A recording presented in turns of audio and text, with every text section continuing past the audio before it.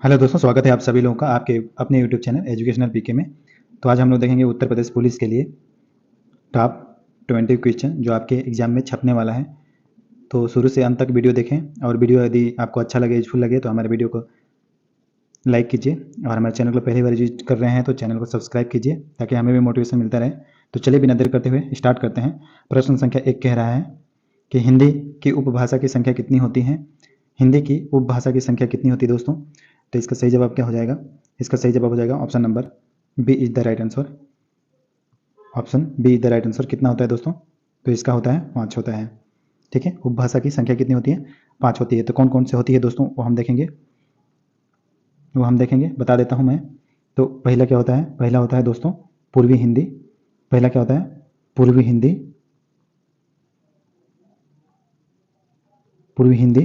दूसरा पश्चिमी हिंदी। पश्चिमी पश्चिमी हिंदी हो जाए दोस्तों।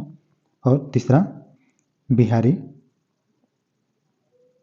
क्या हो जाएगा? बिहारी हो जाएगा दोस्तों। और चौथा क्या हो जाएगा? चौथा क्या हो जाएगा? राजस्थानी हो जाएगा। क्या हो जाएगा? राजस्थानी हो जाएगा। और एक और भाषा जोड़ी गई है, पांचवीं उपभाषा एक और जोड़ी गई है जिसको अंडमानी क्या कहा गया है? अंडमानी कहा गया है दोस्तों। तो इसलिए उपभाषा की संख्या कितनी हो गई है? 5। तो option number B is the right answer हो जाएगा दोस्तों। नेक्स्ट क्वेश्चन देखेंगे। नेक्स्ट कह रहा है बुंदेली बोली जो है किस उपभाषा के अंतर्गत आता है। तो बुंदेली भाषा जो है पश्चिमी हिंदी भाषा के अंतर्गत आता है। तो इसका राइट आंसर क्या हो जाएगा दोस्तों? इसका राइट आंसर हो जाएगा option number B is the right answer हो जाएगा। नेक्स्ट क्वेश्चन देखेंगे दोस्तों। नेक्स्ट क्वेश्चन क्या कह रहा है? मालवी बोली जो है किस उपभाषा के अंतर्गत आता है। तो मालवी बोली जो है वो राजस्थानी के अंतर्गत आता है। तो इसका ऑप्शन नंबर क्या हो जाएगा? Option number D is the right answer हो जाएगा। यानी कि क्या है? राजस्थानी। राजस्थानी भाषा के अंतर्गत कौन कौन आता है दोस्तों? तो ये हम बता देते हैं आपको। इसके अंदर क्या क्या आता है? इसके अंदर आता है जयपुरी। क्या आता है? जयपुरी आता है। मेवाती आता है। क्या आता है? मेवाती आता है। और क्या आता है? मालवी भाषा आता है दोस्तों। ये 3 भाषाएं जो है राजस्थानी उपभाषा के अंतर्गत आता है। तो नेक्स्ट क्वेश्चन देखेंगे। नेक्स्ट क्वेश्चन में क्या कह रहा है? ब्रज भाषा किस उपभाषा के अंतर्गत आता है। तो ब्रज भाषा जो है वो पश्चिमी हिंदी के अंतर्गत आता है। तो option number B is the right answer हो जाएगा। इसका क्या हो जाएगा? Option number B is the right answer. यानी कि ये पश्चिमी पश्चिमी हिंदी पश्चिमी हिंदी के अंतर्गत आता है दोस्तों। ये पश्चिमी हिंदी के अंतर्गत आता है। पश्चिमी हिंदी के अंतर्गत कौन कौन से भाषा आता है? तो पश्चिमी हिंदी के अंतर्गत क्या आता है? ये आता है खड़ी बोली। क्या आता है? खड़ी बोली। क्या आता है दोस्तों? खड़ी बोली आता है। खड़ी बोली। फिर आता है ब्रजभाषा। क्या आता है? ब्रजभाषा। ब्रजभाषा आता है। फिर इसके बाद बुंदेली आता है। इसके बाद कनौजी। इसके बाद क्या आता है? कनौजी आता है दोस्तों। ठीक है, तो ये सब बोली हैं जो पश्चिमी हिंदी के अंतर्गत आता है। नेक्स्ट क्वेश्चन देखेंगे दोस्तों। नेक्स्ट क्वेश्चन क्या कह रहा है?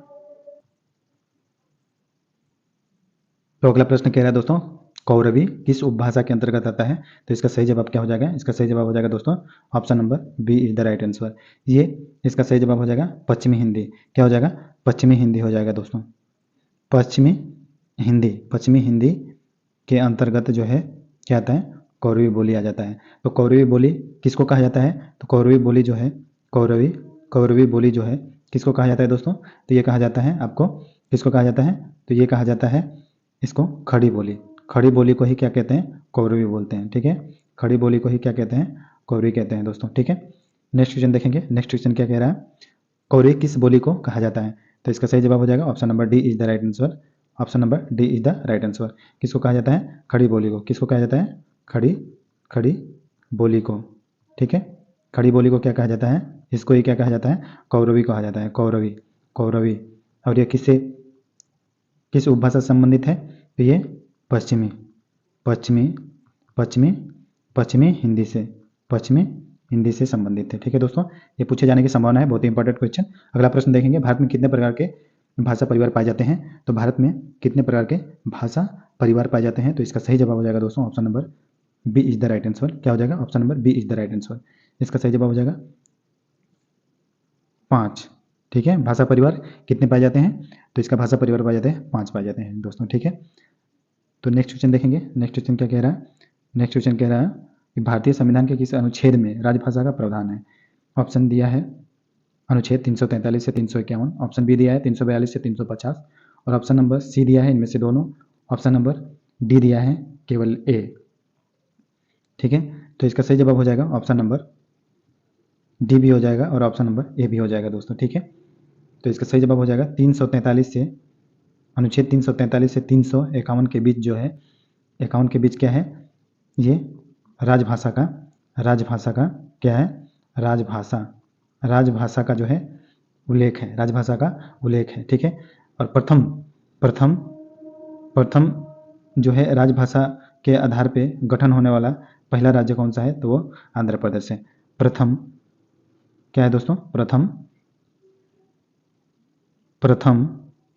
प्रथम भाषाई आधार पे, प्रथम भाषा के आधार पे गठन होने वाला पहला राज्य क्या था, तो वो आंध्र प्रदेश था। क्या था, आंध्र प्रदेश है, याद रखना, ये इंपॉर्टेंट क्वेश्चन है, पूछा जाता है। नेक्स्ट क्वेश्चन देखेंगे दोस्तों, तो नेक्स्ट क्वेश्चन क्या कह रहा है, भारतीय संविधान के किस भाग में संपर्क भाषा का प्रावधान है, संपर्क भाषा का प्रावधान है। तो इसका सही जवाब हो जाएगा दोस्तों option number B is the right answer हो जाएगा, यानी कि भाग 17 में जो है संपर्क भाषा, तो संपर्क भाषा को ही क्या बोला गया है, राजभाषा का दूसरा नाम क्या है, संपर्क भाषा। ठीक है, ऑफिशियल लैंग्वेज, तो ये आर्टिकल नंबर 17 में है दोस्तों, आर्टिकल नहीं, भाग पार्ट 17 में है। नेक्स्ट क्वेश्चन देखेंगे, केंद्रीय हिंदी निदेशालय कहाँ है, तो केंद्रीय हिंदी निदेशालय जो है वो कहाँ है, इसमें option number C is the right answer हो जाएगा, यानी कि नई दिल्ली में। कहाँ है दोस्तों, तो ये है नई दिल्ली में, कहाँ है, नई दिल्ली में है दोस्तों। ठीक है, केंद्रीय हिंदी निदेशालय जो है नई दिल्ली में है, तो इसको याद रखना, बहुत ही इंपॉर्टेंट है। केंद्रीय हिंदी निदेशालय जो है कहाँ है, तो नई दिल्ली में है दोस्तों। ठीक है, नेक्स्ट क्वेश्चन देखेंगे, नेक्स्ट क्वेश्चन क्या कह रहा है, भाषा संवर्धनीय सभा उत्तर प्रदेश के किस जिले में है, भाषा संवर्धनीय सभा उत्तर प्रदेश के किस जिले में, तो इसका सही जवाब हो जाएगा option number B is the right answer, option B is the right answer हो जाएगा। कहाँ है, तो ये अलीगढ़ में है दोस्तों, कहाँ है, ये अलीगढ़ में है उत्तर प्रदेश के। अगला प्रश्न देखेंगे, अगला प्रश्न कह रहा है अंतर्राष्ट्रीय हिंदी दिवस कब मनाया जाता है, अंतर्राष्ट्रीय हिंदी दिवस, प्रश्न पे गौर कीजिए, बहुत ही इंपॉर्टेंट क्वेश्चन। अंतर्राष्ट्रीय हिंदी दिवस जो मनाया जाता है दोस्तों, वो कब मनाया जाता है, तो इसका सही जवाब हो जाएगा option number B is the right answer, 10 जनवरी को। 10 जनवरी को क्या मनाया जाता है, 10 जनवरी को क्या मनाया जाता है दोस्तों, तो 10 जनवरी को मनाया जाता है अंतर्राष्ट्रीय, क्या मनाया जाता है, अंतर्राष्ट्रीय हिंदी दिवस मनाया जाता है, हिंदी दिवस मनाया जाता है। जबकि 14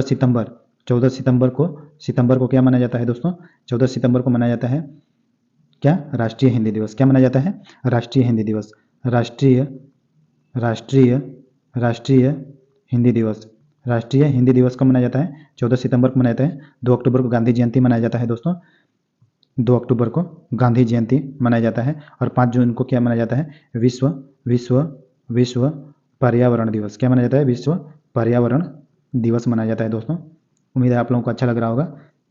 नेक्स्ट क्वेश्चन देखेंगे, हिंदी साहित्य को कितने कालखंडों में विभक्त किया गया है, तो हिंदी साहित्य को पूछ रहा है कितने कालखंडों में विभक्त किया गया है, तो हिंदी साहित्य, तो इसका सही जवाब हो जाएगा दोस्तों option number A is the right answer, चार कालखंडों में विभक्त किया गया है। तो 4 कालखंड कौन कौन से हैं देख लेते हैं, आदिकाल, दूसरा क्या है दोस्तों, दूसरा क्या है आपका भक्तिकाल, ठीक है। तीसरा है रीतिकाल, और चौथा क्या है, चौथा है आधुनिक काल, ये तो इसका सही जवाब हो जाएगा option number A is the right answer. Next question देखेंगे दोस्तों, नेक्स्ट क्वेश्चन कह रहा है निम्नलिखित में से सही मिलान नहीं है, तो इसका सही जवाब हो जाएगा option number C is the right answer. Ritikal का जो है 1700 से लेकर के क्या है दोस्तों, 1700 से लेकर के ये 1900 तक है, ये 1900 तक है, तो इसका सही जवाब हो जाएगा option number C. Next question देखेंगे, निम्नलिखित में से सही मिलान नहीं है, तो इसका सही जवाब हो जाएगा option number D, option number D is the right answer. आधुनिक काल को क्या कहा गया है, मध्यकाल नहीं कहा गया है, बस इसको क्या कहा गया है, गद्यकाल, क्या कहा गया है, गद्यकाल के नाम से जाना जाता है। नेक्स्ट प्रश्न देखेंगे, भक्तिकाल को हिंदी साहित्य का स्वर्णकाल किसने कहा था, भक्तिकाल को हिंदी साहित्य का स्वर्णकाल किसने कहा था, तो दोस्तों इसका सही जवाब हो जाएगा option number A is the right answer, option A is the right answer. George Grierson ने कहा था इसको कि हिंदी साहित्य का स्वर्णकाल है। नेक्स्ट प्रश्न देखेंगे। नेक्स्ट प्रश्न कह रहे हैं भक्ति काल को हिंदी साहित्य का स्वर्ण युग किसने कहा था। प्रश्न में अंतर है, प्रश्न को ध्यान से देखिए। तो इसका सही जवाब हो जाएगा option number B is the right answer. किसने कहा था। श्याम सुंदर दास ने क्या कहा था, स्वर्ण युग कहा था। भक्ति काल को स्वर्ण युग कहा था। ठीक है। मिश्र बंधु रामचंद्र शुक्ल क्या कहे थे, भक्ति काल कहे थे। और हजारी प्रसाद द्विवेदी जी ने इसको क्या कहा था, इसको कहा था लोक जागरण काल कहा था। क्या कहा था, लोक जागरण काल कहा था। नेक्स्ट क्वेश्चन देखेंगे। भक्ति काल को हिंदी साहित्य का लोक जागरण काल किसने कहा था। तो इसका सही जवाब हो जाएगा option number D is the right answer, Hazari Prasad Dwivedi. Next question देखेंगे दोस्तों। नेक्स्ट क्वेश्चन कह रहे हैं हिंदी साहित्य के आदिकाल को प्रारंभिक काल किसने कहा था। तो प्रारंभिक काल किसने कहा था, मिश्र बंधु ने कहा था। तो option number C is the right answer हो जाएगा। और हिंदी साहित्य के आदिकाल को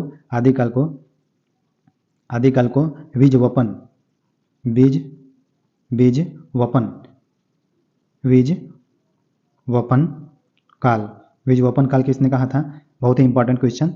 तो इसको किसने कहा था, महावीर प्रसाद द्विवेदी ने क्या कहा था, बीज वपन काल।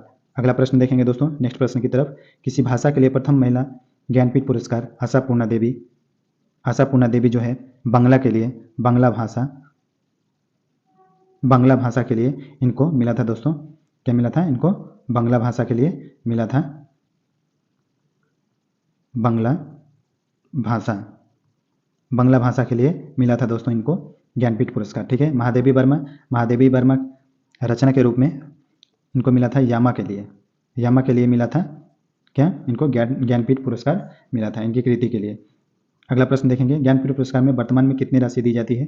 तो इसका सही जवाब हो जाएगा option number C is the right answer. कितने मिलता है, 11 लाख रुपए मिलता है दोस्तों, 11 लाख रुपए मिलता है।